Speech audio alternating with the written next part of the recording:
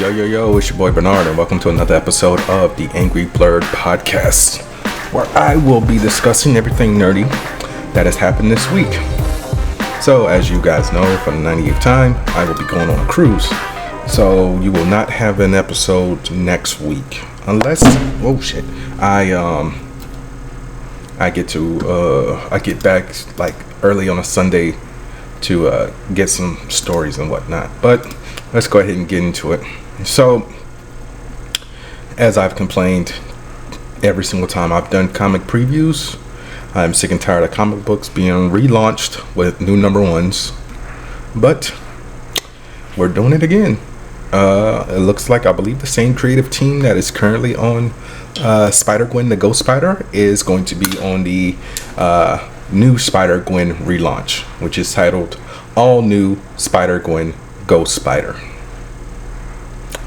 So yeah, it's Stephanie Phillips, Paulo Villanella, with covers by David Marquez, who is currently drawing X-Men. So how does he have time to do covers? Because he's also doing the covers for that. But I guess he just had like a free time to do this Gwen cover. But yeah, this will be launching in August, and apparently Spider-Gwen the Ghost Spider will be wrapping up with issue 15 on July 2nd. And like I said, this makes no sense. You bring back the team to who is currently writing and drawing the book. That don't make no sense. But then you just be like, oh well, we're gonna relaunch it. It's just been dumb to me. Like, and I think the first company that ever do that really got on my nerves was Aspen. They're an indie company. It was founded by a very talented artist by the name of Michael Turner, who passed away from cancer. And he would relaunch his books because he did his as far as his relaunches. Every new volume was a new arc in the story, but I still didn't get it. But yeah, so there's that. Anyway, so the trailer for It Welcome to Derry has dropped, and I believe this is my only trailer reaction. Let me double check my notes real quick. Yeah, so let's go ahead and watch this. I haven't watched this yet. I've pretty much been going into the series blind. I forgot when it takes place. You poor thing. Get in before you catch your death of cold. Okay, why is this kid hitchhiking? And you just tell us where home is, and we'll get you back to your parents safe and sound, okay? Anywhere but Derry. Okay, May 1962. My family and I just moved to town. Hey, baby. Why does that lady look familiar? Oh yeah, we dealing with some racism. It was 4 months, and they never even found a body. And it's murder. This business with the missing kids. I need to be concerned. Never a bad idea to keep the people you love close. No adult's ever gonna believe what we saw. I'm with it. Okay. There's a history of stuff like this happening in Derry. Why is that cop Kids, creepy? keep your noses out of police business. Hey, James Remar's in this. I heard voices in the pipes. Have you ever heard of something like that? That Andy Serkis? Creepy ass smiles, bro. There's something bad here in Derry. It's Pennywise. Okay. This fall. No exact date. Yes, we know Max becomes HBO Max this summer because y'all can't keep a name and stay consistent. So yeah, it looks good from what I saw with this teaser trailer. So I'm definitely going to be reviewing that. I might even go back to prepare for this to do a retrospective review of the more recent It movies. So I might just do that. It's like, unless like some movies come out like around the time that this show is coming out, then I can do it. All right, next story. The Toxic Avenger movie that was filmed like maybe pre-pandemic with Peter Dinklage and Kevin Bacon. I don't know if this is real or not, but the movie doesn't have a rating, surprisingly. Hold on a second, I'm going to the IMDb just to double check. All right, come on, IMDb. Okay, it was a joke. So it said it was not rated due to male nipples, beefy bulges, flashing lights / actual flashing, findom, and open mouth sneezing. But according to IMDb, it is actually rated R. If this was a legit reason, that would be funny, but it's still funny. A little cheesy, but you know, like I said, been waiting 2 years for this movie to come out, so the sooner the better, in all honesty. All right, my next story is simply this. So if you were one of the countless people who purchased Stellar Blade late last year, let you guys know that Shift Up has indeed confirmed that they are working on a sequel to Stellar Blade. Yeah, so Shift Up confirmed that a Stellar Blade sequel was on the way, with a chart showing the company's future plans published as part of its latest financial results. So the chart was, it was just literally a scale from where they started in 2024 to where they want to be in 2027. So it started with Stellar Blade on console, and then something called Nikki, where they dealt with user acquisition and retention, new market entry, platform strategy. Then it jumps back to Stellar Blade with some platform expansion, so that's moving it to other systems, a la Xbox, PC, possibly the Switch, too, and a sequel. And then something else called Project Witches. And then 2027 is just blank for now. So I mean, I played the demo. It wasn't for me. The reviews, they were somewhat okay. I believe IGN gave it a 6. Double checking. Oh, I'm sorry, they gave it a 7. Let's actually see what the score was on Metacritic, because you know that's a good way to gauge games. All right, critical reception 81 out of 100, so B. Yeah, an Open Critic gave it an 84%. So if you like the game, good for you. Like I said, I tried to play it. It wasn't for me. I just couldn't get into it. Anyway, my next story is simply this. So I don't usually go for things that came out of rumors, but this one might be legit, and this is in regards to Spider-Man Brand New Day. So there was a Disney Blockbuster Consumers Products panel a couple days ago on the 20th, and this individual said that according to this Consumer Products panel, that Scorpion, Boomerang, and Tombstone are possibly going to appear in Spider-Man Brand New Day. Now, I feel like that might be too many villains for Peter to fight by himself in one movie. Like, what he just had Voltron, Shocker, and Homecoming, and Mysterio, and Far From Home, and obviously he had Toby and Andrew to give him backup for Goblin, Doc Ock, Sandman, Electro, and the Lizard in No Way Home. But yeah, I feel like that might be too much. Movie does come out next year, July 31st. So maybe we will get some clarification on that in a few months, but who knows. Letting you guys know, I'm kind of like, I'm not necessarily burning through these stories, but I did review Final Destination with Ryean, Final Destination Bloodlines, and that's about 40 minutes long. So that's almost an hour of just us talking about Final Destination. Anyway, my next story is simply this. It's in regards to Voltron. So there's been rumors swirling about with Voltron lately, and people are like, is it coming out in theaters? Is it not coming out in theaters? Is this going straight to Amazon? What is going on? So the Voltron Facebook page actually made a post in regards to this. Let me see if I can find it. I did not save it, so I have to read it off of Facebook. So this is a message from Bob Kopler in regards to the Voltron live action film.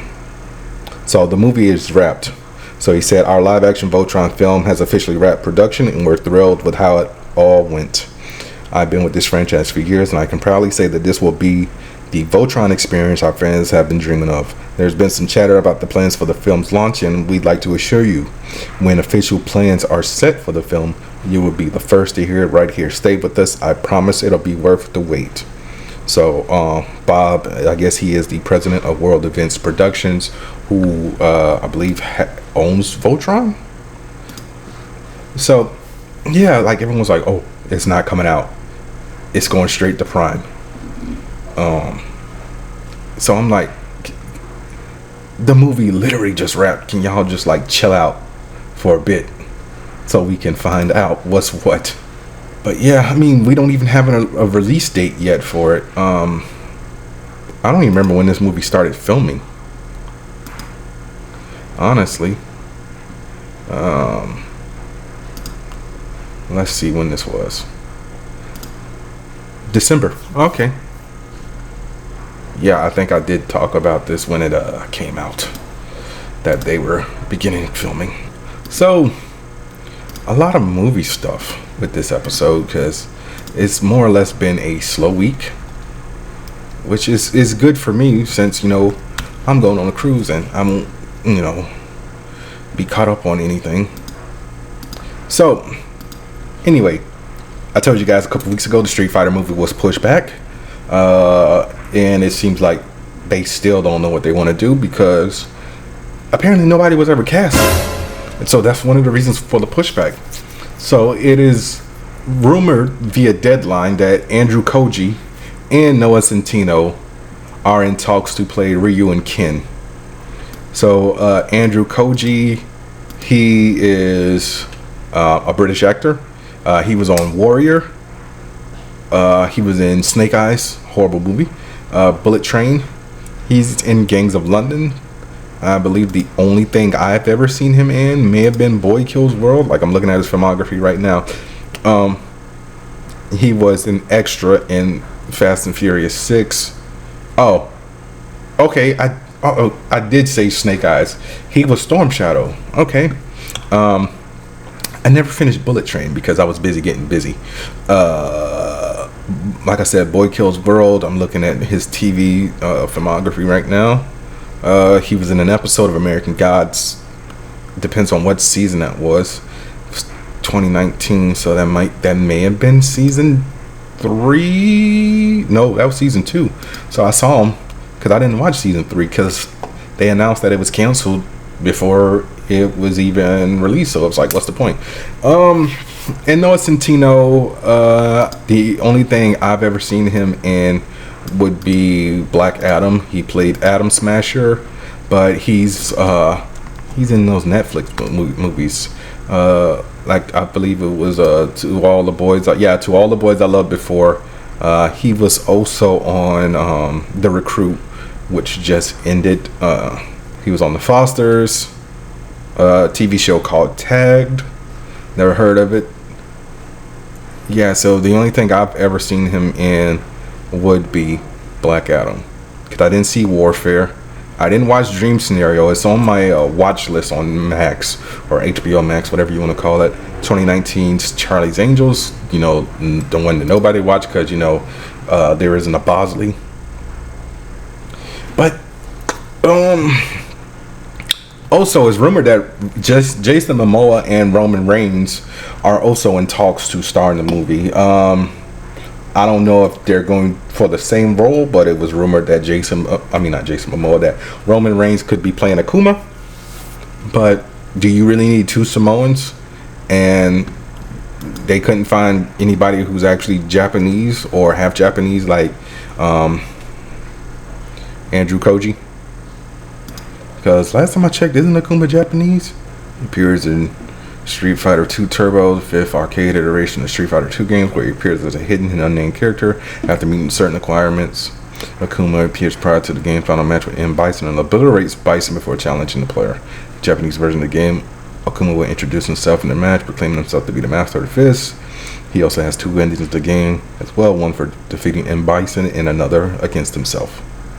So they do not have his origin besides, character design and creation. His origin is Japanese, nationality. Origin Japan, nationality Japanese. So I don't know. Movie studios just think, oh, you're Pacific Islander, so you can play this person. It's like, good grief, but whatever. Alright, I'm gonna take a break.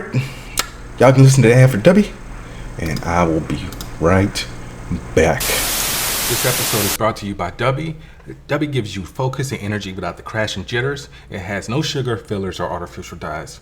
Mix one packet or scoop into 8 or 12 ounces of water. Stir or shake well. Some powderiness is normal, and it has all the important vitamins. So this has vitamin C, B3, B6, and B12.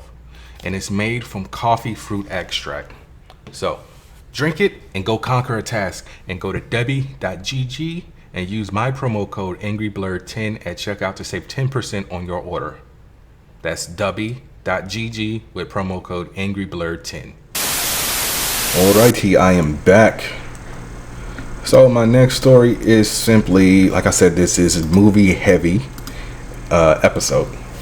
The Rock is going to be doing another A24 movie. So I don't think I brought up the trailer for the Smashing Machine, but it looks good. It's not necessarily a movie that I will be reviewing because it has nothing to do with nerd culture. Everything The Rock does isn't necessarily not podcast worthy per se, but it's not related to the genre of stuff I cover. And this is about, the Smashing Machine is about Mark Kerr, who is a UFC fighter. If this was a sports podcasting, yeah. But anyway, the next movie he's doing is called Breakthrough, and the synopsis says the film follows a young man who comes under the influence of a motivational guru who uses morally questionable methods of manipulation. So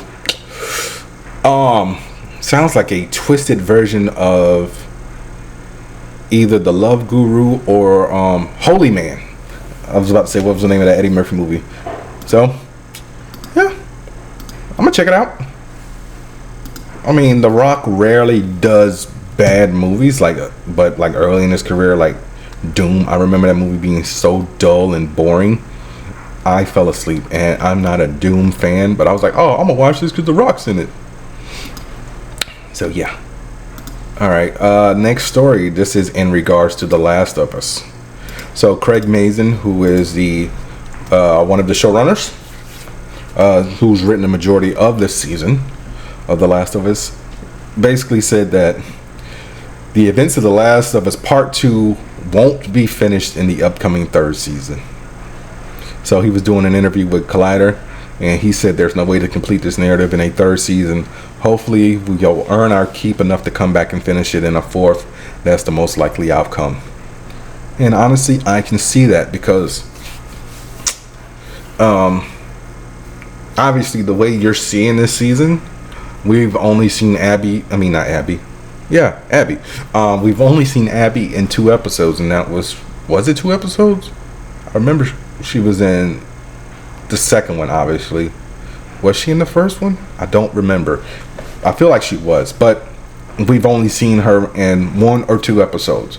We'll see her in the finale if things go according to the way I think they're going to go, like the same way they went in the game. But this is basically the same way the story kind of works out in the game itself. So like you do play a majority of the game as Ellie after Abby kills Joel, but then you see things from Abby's perspective. So like the show has twisted the narrative of the game. So like you don't find out the reason why Abby kills Joel until like damn near towards the end of the game. But 7-episode season, they didn't want people to be like, why did this happen? So they obviously kind of twisted the story and did it in a more linear path per se. And what was I about to say? Fuck, I forgot what I was about to say. I was going and I stumbled and I lost my train of thought. It was definitely about The Last of Us. Well, anyway, so yeah, you play like the first half as Ellie, and then you play the second half as Abby. And then there's something that happens where there's a time jump. And so that time jump stuff has to be done in like the 4th season. And then after that, you know, we can just end it.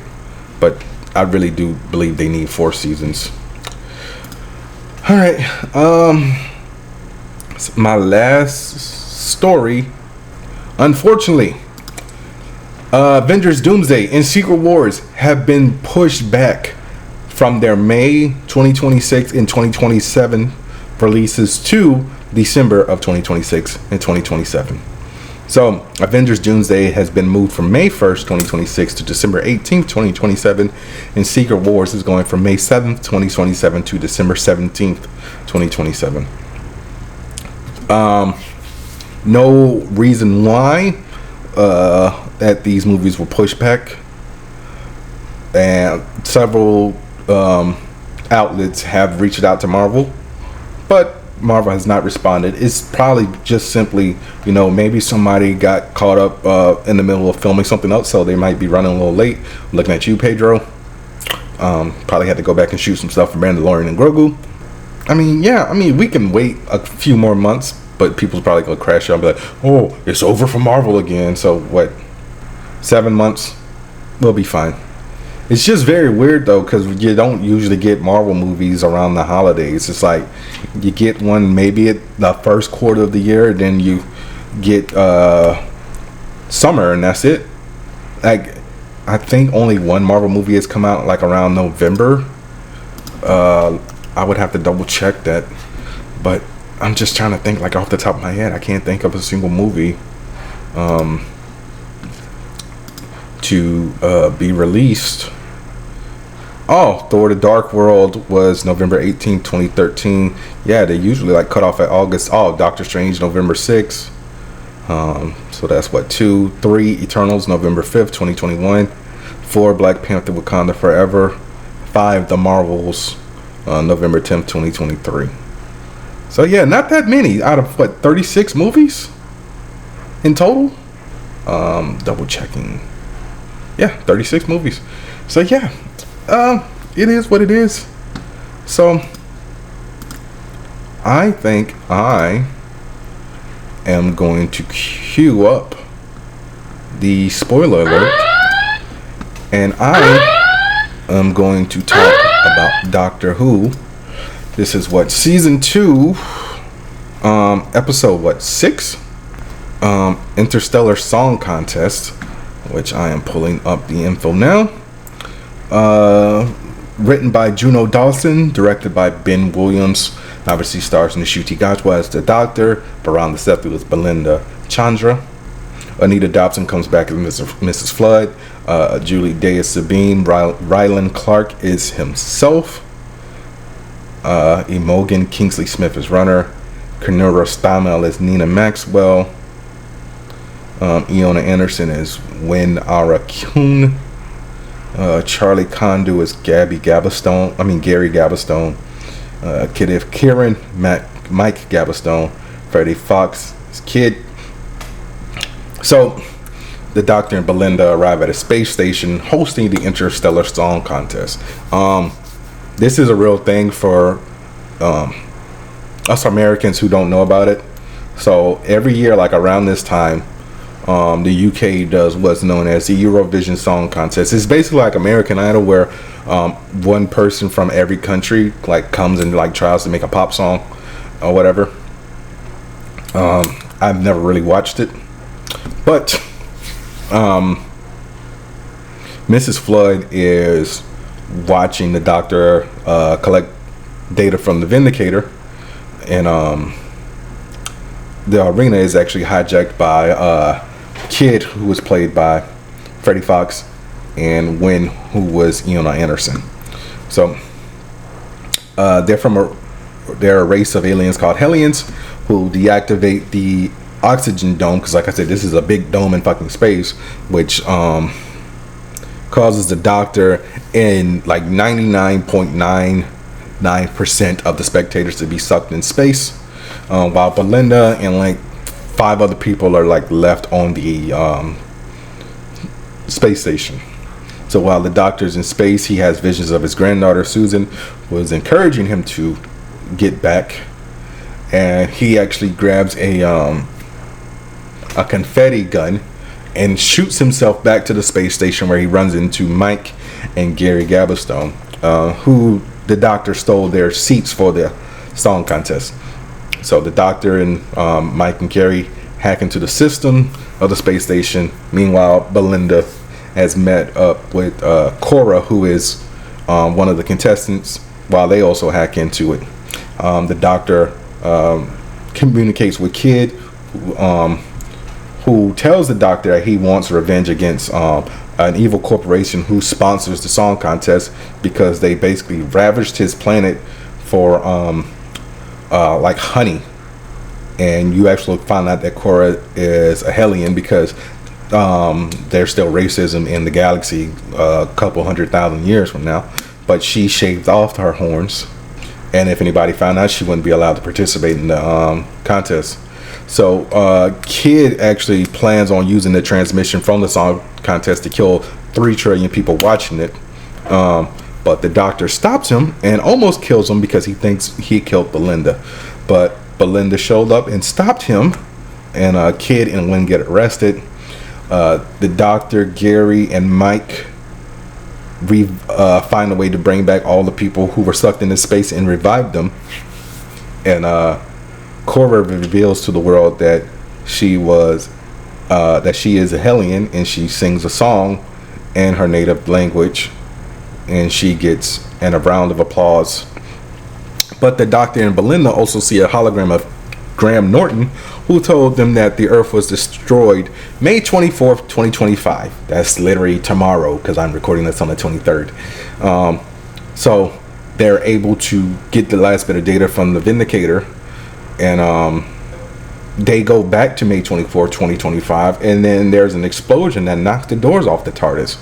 But you also find out in a mid-credit scene that after Mrs. Flood gets revived, she bigenerates, and she reveals herself to be the Ronnie. And so now they're going to track down the Doctor. I don't know jack diddly squat about the Ronnie. That is before my time in Doctor Who. The Ronnie was originally in the 80s in 93. So yeah, the Ronnie was a fictional character played by Kate O'Mara. She is a renegade Time Lord and the nemesis of the Doctor. The Ronnie is an immoral biochemist who experiments on humans and other species and considers everything secondary to her research. So, like I said, this is my first time ever seeing the Ronnie. I can't consume 60 years of Doctor Who. Like, I don't even have 60 years of Spider-Man in my head. Okay, and that's my favorite superhero. All right, so hella good episode. I was actually surprised that what's her name, Carol Ann Ford, who played the Doctor's granddaughter back in the original run of Doctor Who, came back. So like, I mean, she's 84, so I pretty much thought everybody from like, you know, maybe like the first 4 seasons of Doctor Who were possibly dead. But I was like, holy crap. So yeah, very good episode. I gotta try to watch the episode, the season finale, before I get on my flight, because I can't have this spoiled for me. The last thing I want to do is land in the UK and they be like, oh yeah, the Doctor died and he's regenerating. Alright, so I'm going to go ahead and talk about the season 2 episode 6 of The Last of Us. which is called The Price. Directed by Neil Druckmann, written by Neil Druckmann, Hallie Gross, and Craig Mazin. So this episode actually starts with a flashback of Joel as a kid who is in trouble because Tommy was out selling drugs, and Joel got in a fight, and his father was like, I have to punish you, but I'm not going to punish you the way my father would punish me for doing small things. So his father, Javier, who was played by Tony Dalton. I'm sorry. Tommy was actually ripped off trying to buy drugs. Instead of beating him, he tells him that his father was more abusive, and he wants Joel to be better than him whenever he has a kid. So this episode is a whole flashback, okay? We don't get anything in the present day until like the end of the episode. So first flashback, 2 months after arriving in Jackson, Ellie's 16th birthday comes up, and Joel has Seth bake Ellie a cake. But when Joel comes home, he sees that Ellie has been burnt doing chores in the town because Tommy wasn't watching her, and she intentionally burned herself so she didn't have to wear long sleeve shirts anymore. I get it, it gets hot. I don't know what the weather is in Jackson, but nobody want to wear long sleeve shirts all the time. I live in Florida. I'm sweating my ass off every day, and the reason why she burned herself so she can cover up the bite where she first found out she was immune. See episode 7 of season 1, Left Behind. Was it episode 7? Damn, I was right. It was episode 7. That was a guess. So you also found out that Joel made Ellie a guitar, and she was like, yo, it's my birthday, my wish is for you to sing. So he actually sings Future Days by Pearl Jam. I'm sorry, that was her 15th birthday. So her 16th birthday, Joel takes her to a museum where she climbs on a dinosaur statue, and she actually gets to sit in the Apollo 15 module while listening to a cassette of Apollo 11, and she uses her imagination to visualize lifting off and traveling into space. This is a moment ripped straight from the game. I'll get more into that when I'm done talking about the episode. All right, 1 year later, 17, teen angst is kicking in. Joel decides to try to surprise Ellie by coming home early after patrol, but Ellie is in her room with Kat, getting high, making out, and getting a tattoo. So that whole situation blows up to the point where Ellie's like, you know what, I need my own space. I'm moving in the garage. She tries to do it in the middle of the night while it's raining. He's like, look, just stay a little bit longer until I can get some power running out there and everything. I get it. You're grown up. You need your own space. But keep in mind also, when Ellie was 16, Joel made a joke about, her hanging out with Jesse, and there might be something going on. Ellie's like, nah. Because Joel's like, yeah, I got an eye for these things. She's like, yeah, not really, because I'm gay, bitch. Anyway, 2 years later, we're pretty much caught up almost to the events of the beginning of the season. So on her 19th birthday, Ellie is still suspicious about what happened with the Fireflies at the hospital. So Ellie is finally allowed to go on patrol. They get a call about Eugene because he was out on patrol. He gets bit, and he begs Joel and Ellie to take him back to Jackson so he can say goodbye to his wife, Gail, who's played by Captain O'Hara. Joel tells Ellie to go get the horses. Joel decides to go full... Fuck. I had the name of the movie in my head all goddamn week, and I just lost it. Of Mice and Men on Eugene. He shot him in the head. And he lies to Ellie, told him like he didn't have a choice. They take his body back. He's like, I'm not gonna tell Gail anything other than what she needs to hear. So Joel straight up lies and was like, yeah, he told her that Eugene killed himself. Ellie's like, nah, cap. So Ellie puts two and two together because he had the same face on his face. That didn't make no damn sense. He had the same face on his face. He had the same look on his face when Ellie asked him to swear that he was telling the truth about what happened in Seattle. And so after the events of what happened in the first episode, but Joel pushing down Seth, they go on the porch and Ellie demands to know the truth about what happened. Joel tells him that he killed all the Fireflies to save her life, preventing them from finding the cure. Ellie is obviously pissed because she calls him selfish, but Joel admits that if he had the chance, he would do it all over again because he loves her and he hopes that one day when she becomes a parent, she'll realize what that love means. And she's like, I don't think I can forgive you, but I am willing to give it a try. And so now we're back at 2029. Ellie has finally returned to the theater after the events of the last episode of her killing Nora. All right, so thoughts on this episode. I like this episode. Like the porch scene, that actually happens at the end of the game because of things that happen that I can't say because they might be in season 3 or possibly season 4. So they decided to push it up because they didn't want everybody to wait a year. Be like, yo, so what's up with this? What's up? Where's the porch scene? But I love the astronaut scene. That was like one of my favorite parts in the game. If you guys recall, when this game came out, I was very depressed, so I really didn't consume this game the way like it should have been. So I do plan on running it back whenever I beat God of War Ragnarok, because I just got back on that after 3 years. But yeah, I love this episode. I really wish I could watch the finale like in advance, but I can't. Still no what's the old girl's name? Abby. So we ain't seen her in what, 5 weeks. Yeah, I mean, now we know why Gail hates Joel. So yeah, I mean, I ain't got no more to say on that. So I am going to cut to my review of Final Destination Bloodlines with Ryan. Uno.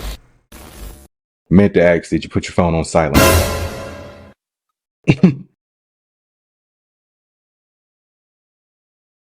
Yes, of course I did. Okay, just making sure. All right. So, guys, through the magic of editing, Ryan has joined me on this episode to talk about the #1 movie in the world, and that is Final Destination Bloodlines. So, don't know if you guys have been living under a rock, but we haven't had a Final Destination movie in 14 years. It's been 14. Final Destination 5 came out in 2011. Oh. Yeah, I said the same thing. I feel my hair graying. I said the same thing. I was like, wait, what? But it might be because I think I rewatched 5 maybe about 3-4 years ago. That's why I was still somewhat fresh in my brain. But I was like, hold on, nah, that can't be right. Then I went to Wikipedia. Final Destination 5, 2011. Oh, man. Right. Yeah. All right. So this movie was directed by Zach Lepiski and Adam Stein, 2 directors I have never heard of.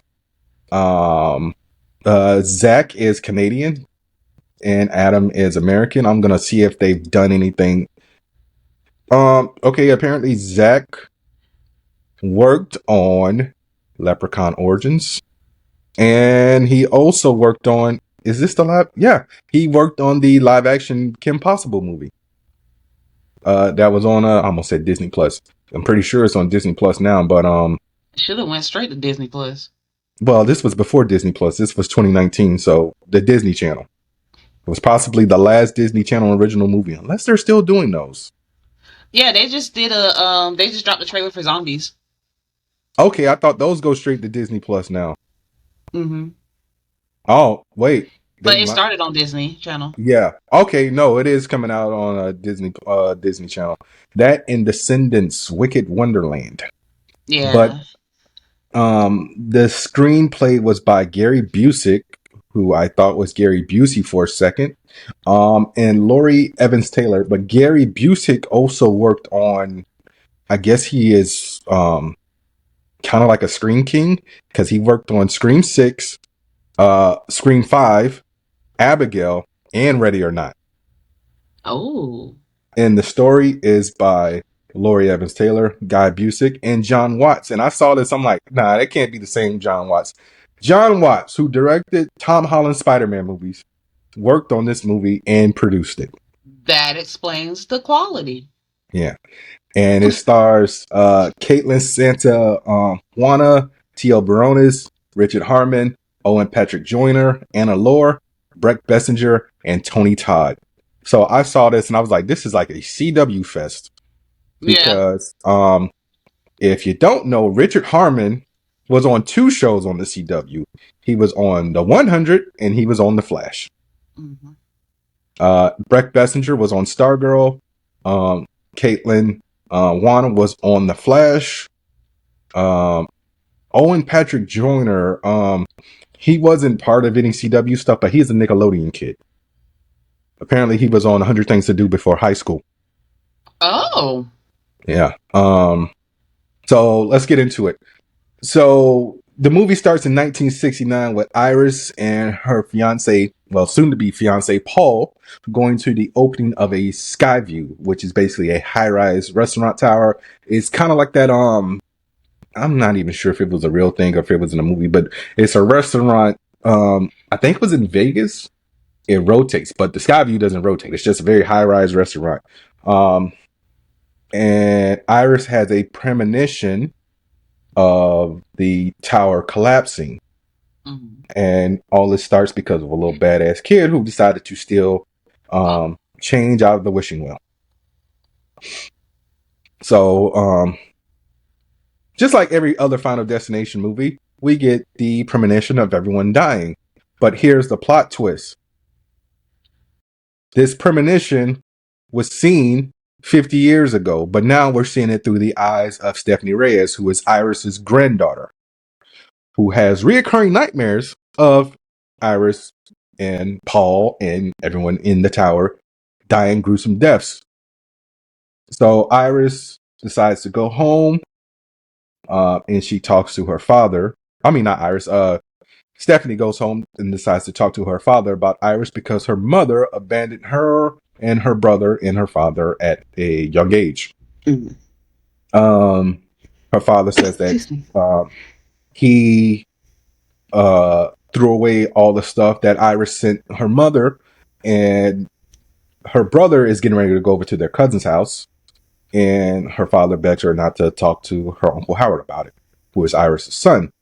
But she brings it up anyway because kids don't listen to their parents. So Howard tells Stephanie the whole rundown. Iris is crazy, blah, blah, blah, blah, blah. She's been writing me. I haven't written her back in XYZ amount of years. And she was a crazy mother.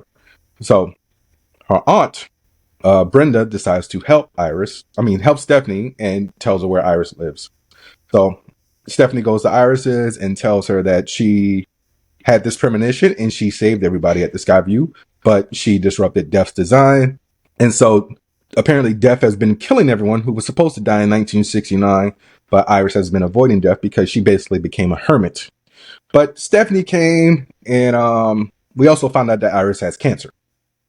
Stephanie came and basically kind of, I don't want to say disrupted Iris's life, but she kind of shook her out of her wheelhouse, and Stephanie doesn't believe her. So Iris is like, okay, well, seeing is believing. Iris steps out. What the hell you call those things on roofs again? I forgot what they're called. Oh. Weather vane? Is it a weather vane? Weather something. So I'm just going to call it a weather vane. So the weather vane falls, hits a fire, I almost said a fire hydrant, fire extinguisher, and the tip of the hydrant goes through Iris's face, and Stephanie is covered in blood. So at Iris's funeral, her mother shows up, Darlene, in an RV, and Howard says, you know what, let's all get together and reunite as a family in this, time of grief and turmoil. So they throw a cookout at Howard's house. And okay, so let's talk about it. Not only does a glass break, and a shard of it falls in the ice. We also have a rake under a trampoline where Howard is on. What was his name? Help me out. Bobby. Yes. Yeah, Bobby is jumping on. Mm-hmm. And Charlie also hopped on the trampoline. Right. We're also playing a game of Russian roulette because we don't know who has the glass with the glass in it. Right.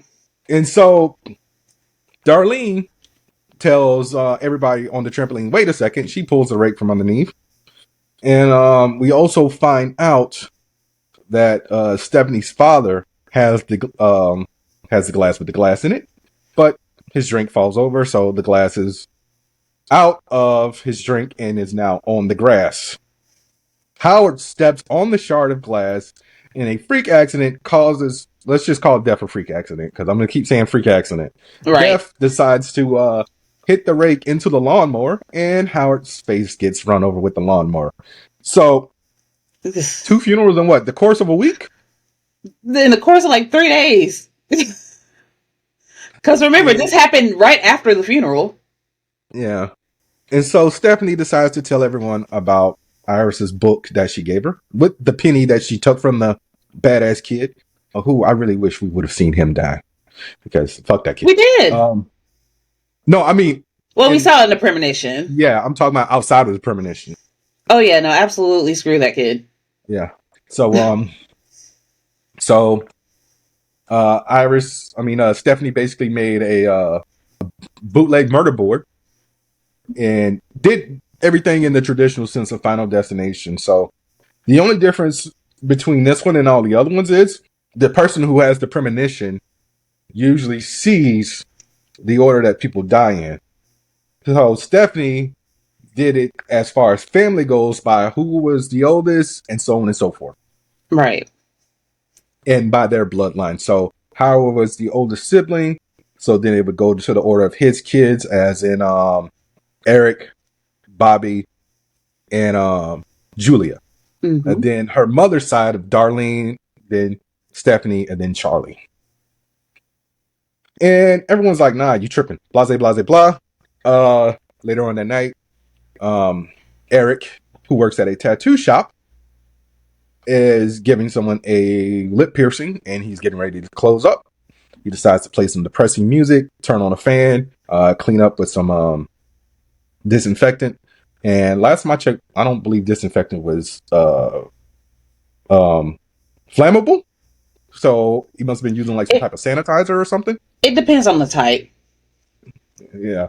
So the fan hits a ring, hits a chain that's up there for design, which everyone saw in the trailer. It gets hooked to his nose and slowly starts pulling him up. The disinfectant falls over and catches on fire. So when I saw this, I got pissed because this was literally the first trailer. And I'm like, this isn't a trailer. This is like, y'all just sold us a whole scene. Right. So when you saw that, did you think he was dead? Originally, I was like, oh, he's going to die. Either that or this is just a really crappy way. But I didn't expect for him to like come out and be like, oh, hi guys. Yeah, I was not expecting that. Yeah, because usually when they show somebody die, they die. Right. But technically, we didn't see him die. We just saw him almost die. Like, we just saw everything engulfed in flames and him screaming. Yeah, and just assumed he was dead, so that's on us. Right. So Stephanie, Charlie, and Eric are walking back to Eric's house. And Stephanie's freaking out because also Stephanie is a mathematical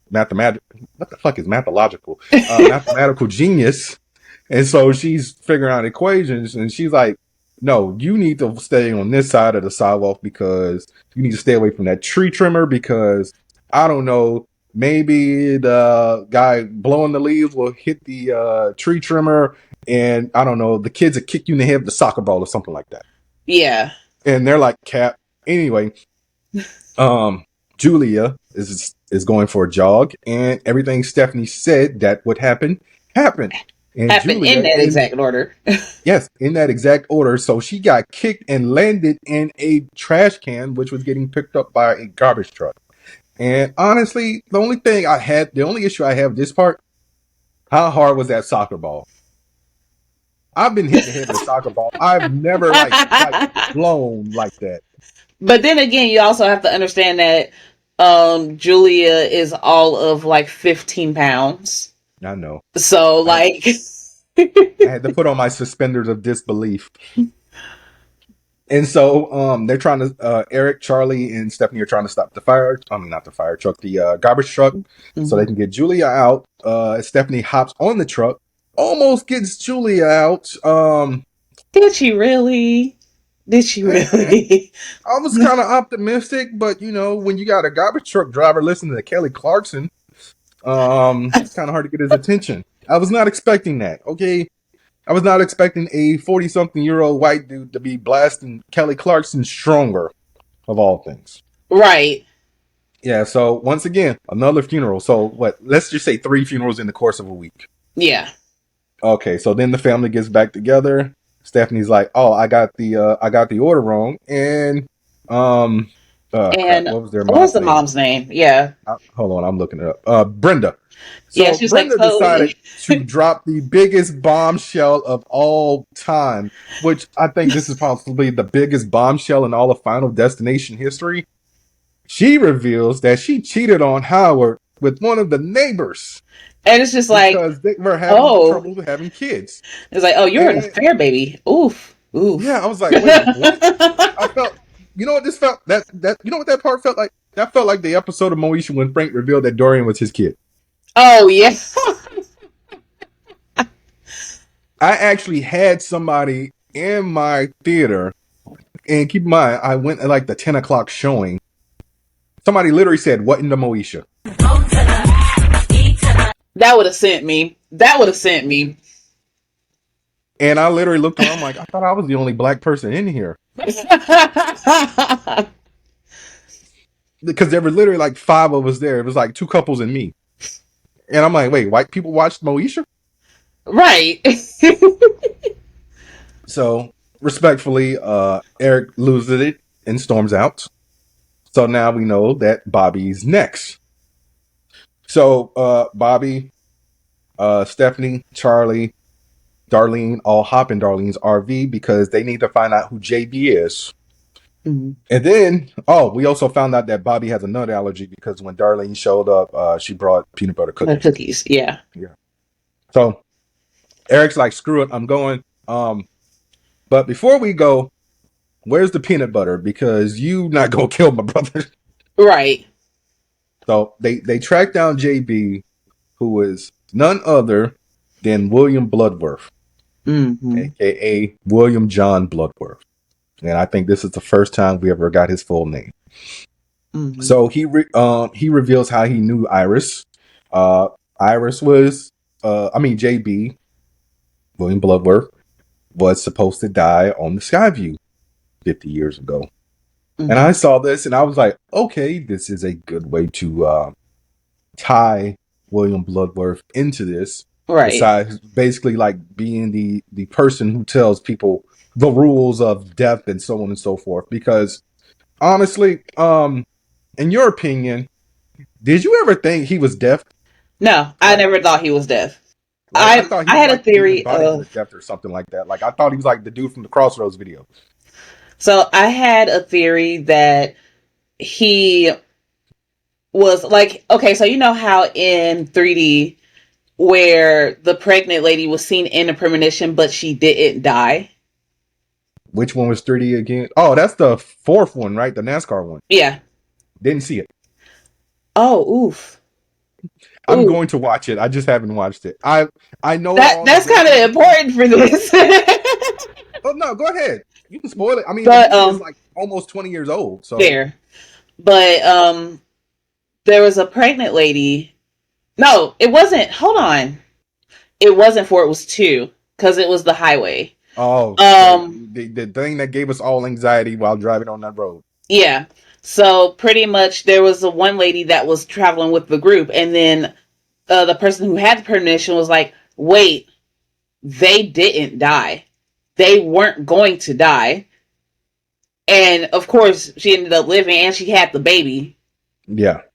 Yeah. So I thought it was like one of those scenarios with him, that okay. he was probably in a premonition and didn't die in the premonition. So he lived, and he was just kind of in a group of all the people that did die in that premonition.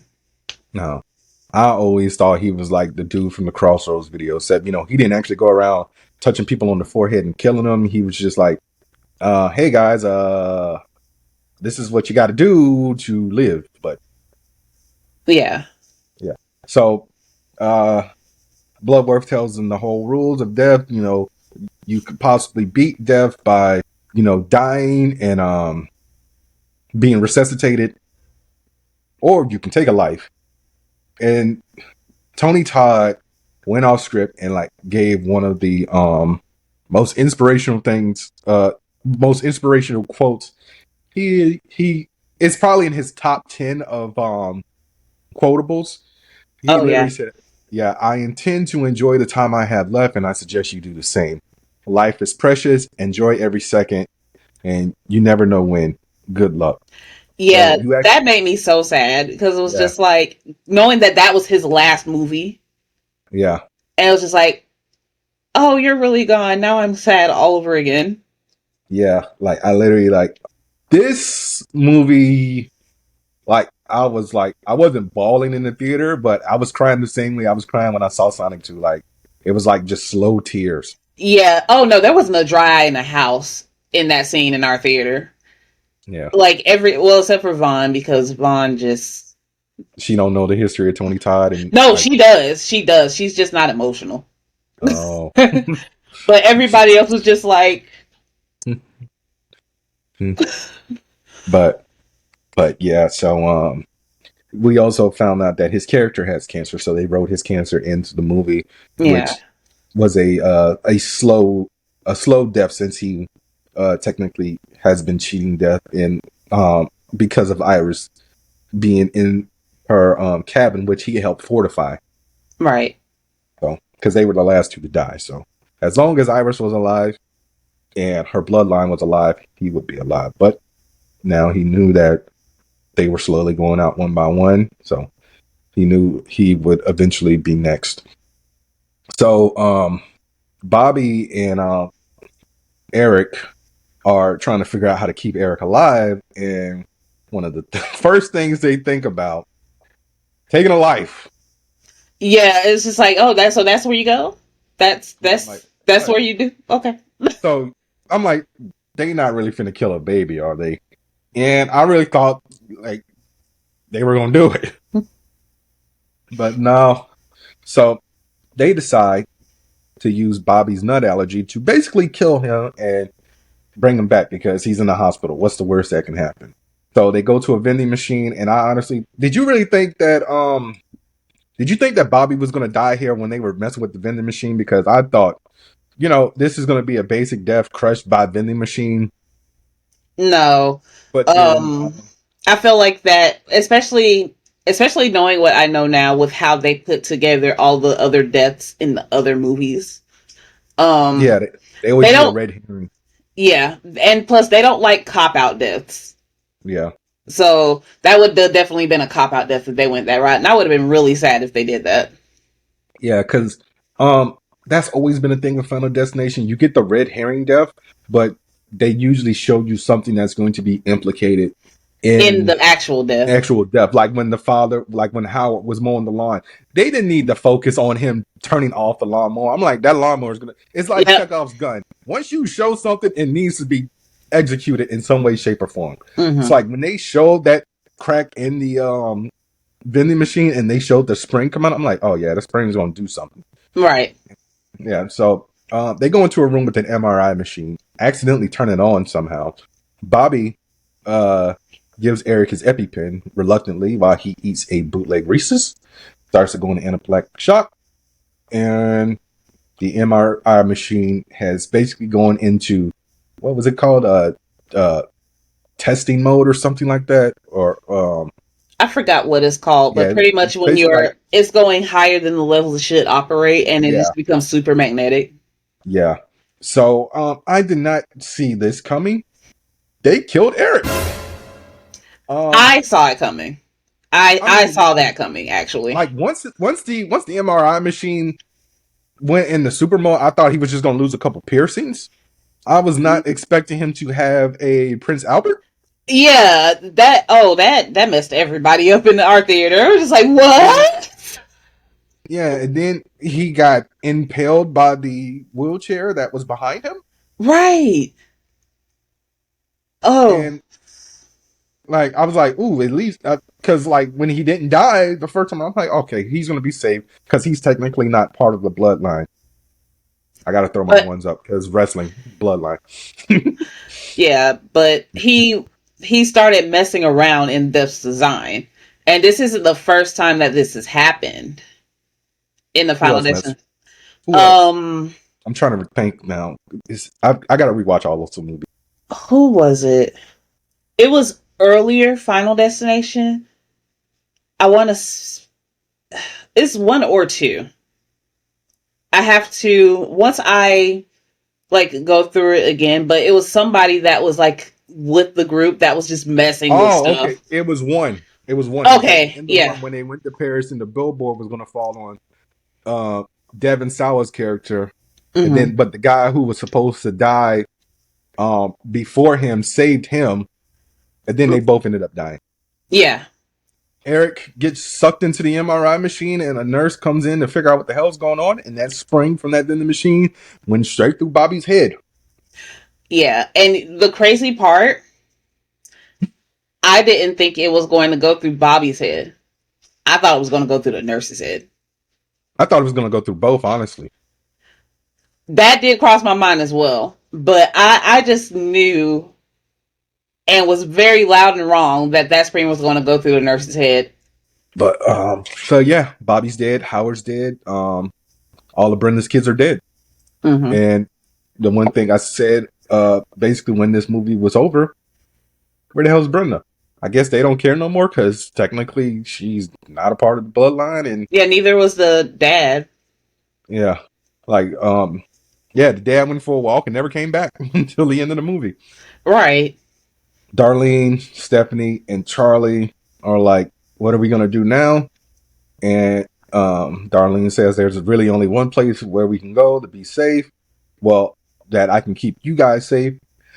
So they head back to Iris's cabin in the woods. Stephanie uses Darlene's RV to basically turn it into a battering ram to get in.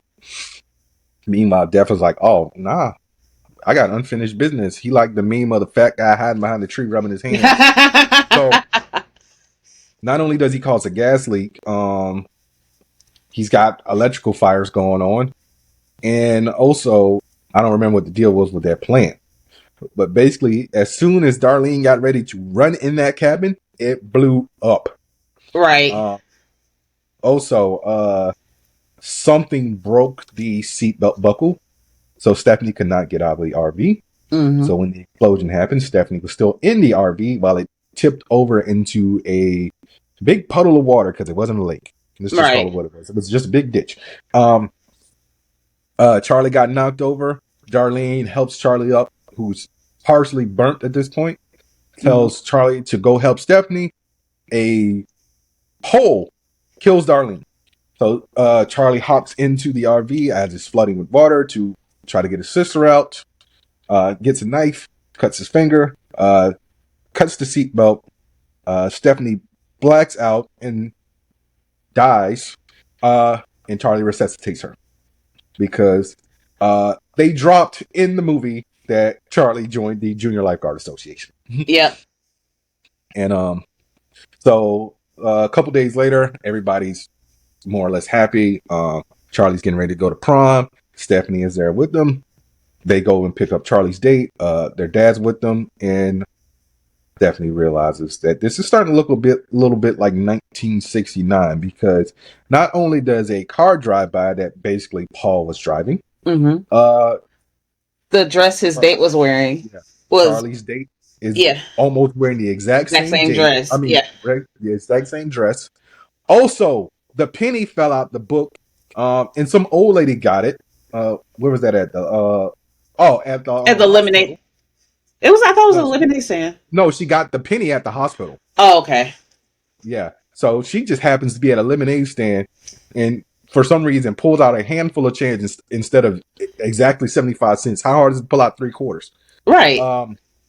So the penny that caused the original premonition is basically getting ready to cause death, because Charlie decided to tell her, his date's father, that, he saved his sister's life. He was like, yeah, well, he brought me back from the dead. And he's like, well, technically you didn't die. You more than likely just got unconscious. And then that penny lands on a train track, which basically stops a train from shifting tracks. So it causes a derailment, and a train literally blurs through the entire block. Right. Outrun it, and then they get crushed by 2 logs. It's them taking like a few of the worst Final Destination deaths and combining them into one. Mm-hmm.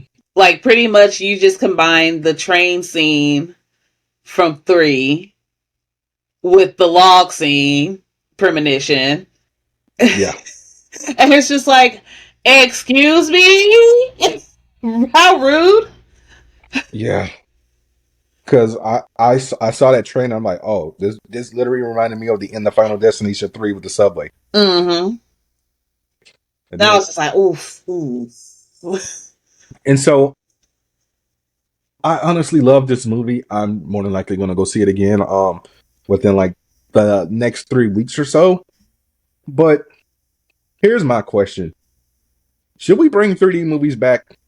Because not like you remember how that was a craze in like the late 2000s, early 2010s, like everything was in 3D, like My Bloody Valentine, Green Lantern, Saw, Final Destination, that one was in 3D.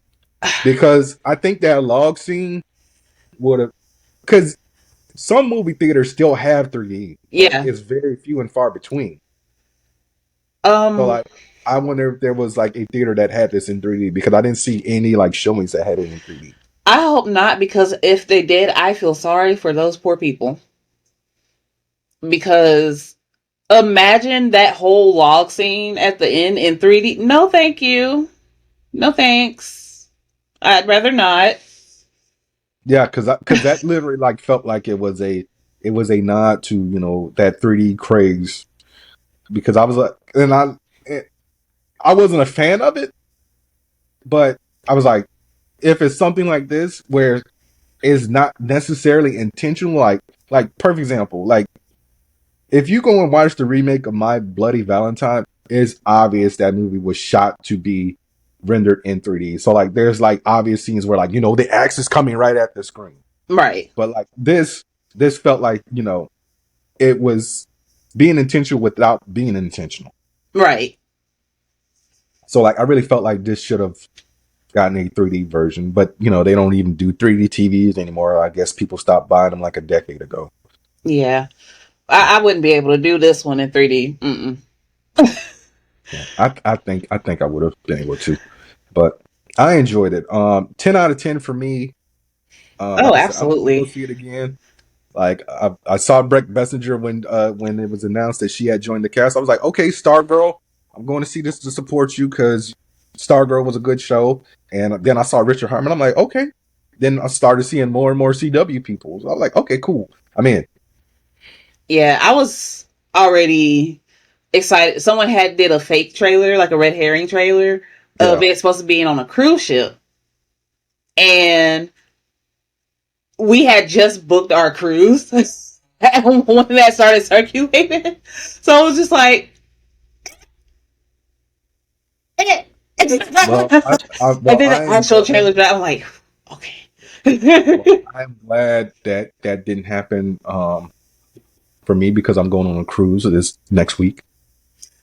I am going on the first. So it's just like, I'll be back by then. yeah. I was just like, I'm glad y'all didn't go that route, or I would definitely not have watched this movie until after I got back. Yeah. So on a scale of 1 to 10, what do you rate this movie, Ryan? Oh, a 12. Okay. Like, for me, I feel like this is the best Final Destination film to date. I mean, we haven't had one in 14 years, so But I Final Destination is one of my top 2 horror series. what's number one? I need to know that now. 28 Days. Never watched them. Oh, you're I'm doing going to yourself a watch. disservice. I'm going to watch them before years comes out. It's so good. 28 Days and 28 Weeks is so good, and I cannot wait until Because 28 years. I'm not necessarily a fan of horror like zombies and stuff like that, and the supernatural stuff. Like I can't do The Conjuring. Like I can do Oh, like no. I can do like a horror thriller, so like Final Destination, Friday the 13th, Nightmare on Elm Street, things, Child's Play, things like that. But yeah, like the zombie stuff, like I kind of started tiptoeing into it. Like I watched I didn't watch Dawn of the Dead, but the one that Zack Snyder did a couple years ago that it's on Netflix with Batista, Army of the Dead. Yeah. So yeah, that was like really like my first dip into it, and obviously like I watched The Walking Dead, but I didn't finish it because I started reading the comic after the first season. I was like, why is Shane still here? Shane ain't even supposed to make it to the farm. Why are they killing this person? Why are they killing that person? I know, they're doing it for, contractual reasons and stuff like that, but I never finished. Like, then I was like, why does Rick still have 2 hands? Oh, so y'all can cut off Herschel's leg, but Rick was supposed to lose his hand. Like, the governor's supposed to chop that off. He's supposed to have a claw, clank, clank. But no, now they gave him some like weird metal arm. I was like, I'm over it. Yeah. Yeah, but I do plan on rewatching all of these movies. Like I said, I'm going on a cruise. I've said it on the podcast multiple times, so I'm pretty sure everyone's like, "Shut up, Bernard. We know you're going on a damn cruise, okay?" But I don't think I'm going to watch the first one because I'm flying to the UK, and the last thing. Yeah, don't do that. Yeah, Don't do that. yeah, exactly. Or don't watch 5 either. Then I'll watch it when I'm on the boat because That's- that was my intention. I'm going to start at 5 due to the fact that, spoiler alert for a 14-year-old movie, guys, it's a prequel yeah. to 1. I technically call it Final Destination 0, despite the fact that it's Final Destination 5. Right. Like, I really like the way that they incorporated Tony Todd into all of this. By having him be, someone who should have died in 1969. I really don't have any bad notes about this movie besides the fact that Brenda and Charlie and Stephanie's dad just like disappeared. Well, the way that the train thing happened, it could have very well, the dad could have probably Died. just died because the focal point really isn't there. But if you look at the scale of the crash, ain't no way any of them survived that. Yeah, I was like, well, prom is canceled. I'm telling you, prom and the neighborhood that has the kids is canceled at this point because there's no way anyone survived that with how big of a scale that crash was. Yeah, I'm like, that had to take out at least half the block. Right. And remember, they were at the edge of the street. Yeah. And it was a lot of people outside. There's no way that any of them survived that. Yeah. Yeah. Yeah.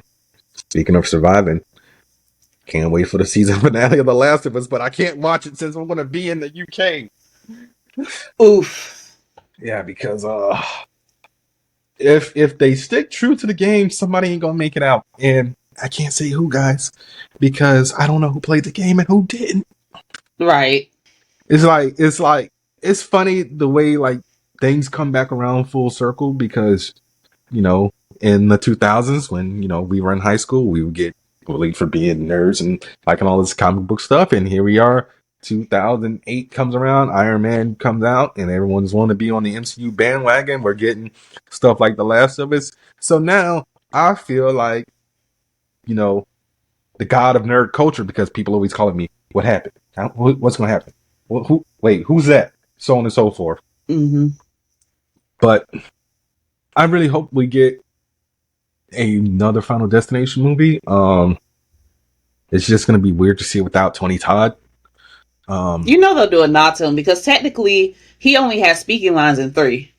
No, he's in 3. You mean 4? What? They didn't go see him in 3?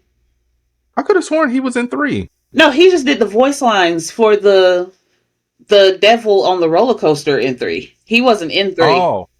Oh, okay. Oh, yeah, you're right.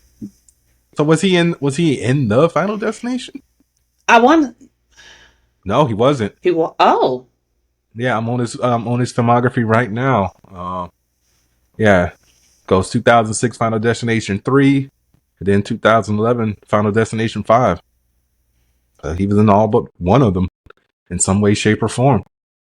Yeah, his character isn't even on Wiki. For Ryan. The way to hello. Yeah. Okay. Your mic had cut out for a second. But they'll find a way to incorporate Tony Todd in some way, and I also feel like it will actually be good because they did a whole switch up for the Final Destination. They never need to do that again.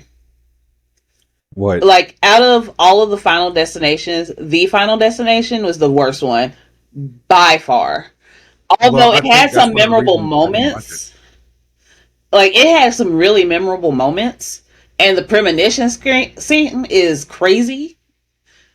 But other than that, it was just like, this is stupid. This is stupid. This is stupid. But I'm glad you died. This is stupid. Oh my gosh. This is stupid. I already know who you're talking about. I'm glad you died. The racist guy. Yes. The KKK guy.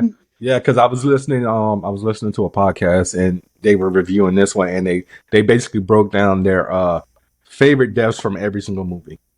Yeah, like there was a couple of deaths in 4 that were just like, oh, that's crazy, but all the rest of them are just like, oh, okay.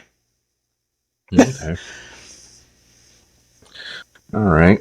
Well, Ryan, before I let you go, do you want to plug your channel again? And you're back on Instagram. I am back on Instagram, Ryean the Gamer, and you can find me on Twitch, Ryean the Gamer, and you can also find me on Clock App, Final Ryean the Gamer, and that's I was about to say, what the hell is Clock App? But then TikTok. Which, was supposed to be banned back in January, but, they got an extension, and I feel like the 90 days was up, but then they got another 90 days. It's like, I don't know. They finally reached a compromise with Show. It's a sucky compromise, but yeah. Well, once again, Ryean, thank you for joining me on this review of Final Destination Bloodlines. Y'all need to go see it. Let's make it number 1 again. Because obviously we know, Tom Cruise is going to dominate the weekend. Mission Impossible is coming out. By the time you guys hear this, Mission Impossible will be out. So, make it at least number 2 or something. Good grief. Yeah, but if it sucks, it'll probably, if the Mission Impossible sucks, Final Destination will probably be number 1.